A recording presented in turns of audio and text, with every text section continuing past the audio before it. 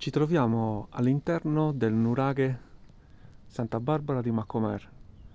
Guardate la torre centrale di questo bellissimo nuraghe quadrilobato come svetta.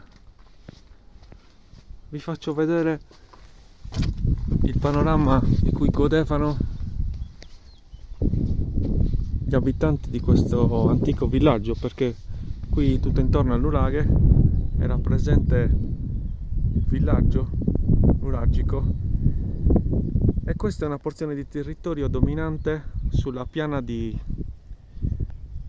Abbasanta, mentre qua alle spalle del nuraghe, di questo nuraghe, è presente la piana di Campeda verso il territorio di Bonorva.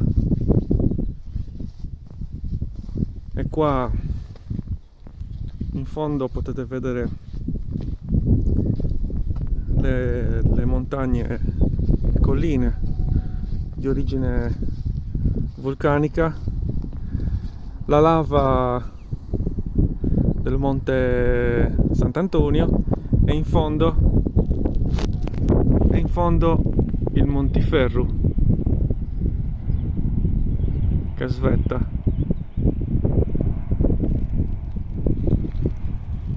Nel corso dei milioni di anni hanno apportato tanto materiale lapideo, quindi le lave si sono sparse in tutto il territorio e di Abbasanta e di Campeda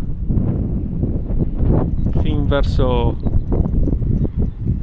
il territorio di Bonorva.